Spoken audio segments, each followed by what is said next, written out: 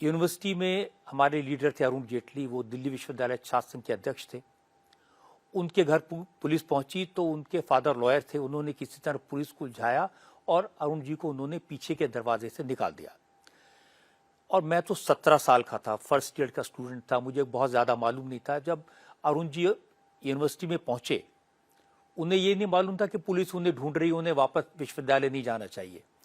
तो फिर हम लोगों ने एक जुलूस निकाला यूनिवर्सिटी में और उसमें हमने नारे लगाए, तानाशाही मुर्दाबाद, हमारे नेताओं को रिहा करो।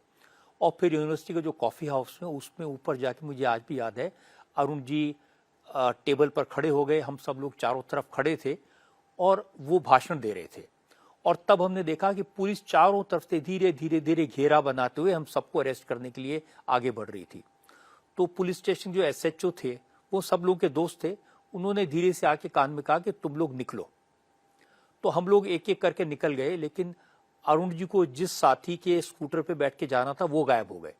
तो अरुण जी को तो पुलिस पकड़ के पहले पुलिस स्टेशन ले गई और बाद में उन्हें अंबाला जेल भेज दिया गया। अब हमें समझ नहीं आ रहा था क्या करें। मैं और विजय गोयल दोनों साथ थे स्कूटर पे। रात को हमें पता चला कि सुबह अखबार नहीं आएंगे, क्योंकि अखबारों की बिजली काट दी गई थी, अखबारों पर सेंसरशिप लागू कर दी गई थी, अभिव्यक्ति की आज़ादी को पूरी तरह कुचल दिया गया था। दूरदर्शन था, ऑल इंडिया रेडियो था, वो पूरी तरह सरकार के कंट्रोल में था और हमारे पास में और बल्कि देश की जनता के पास खबरें जानने का कोई तरीका नहीं था। ये बीबीसी से पता चला था कि देश में इमरजेंसी लग गई है और बाद में ऑल इंडिया रेडियो पर मिसेस गांधी ने अनाउंस किया।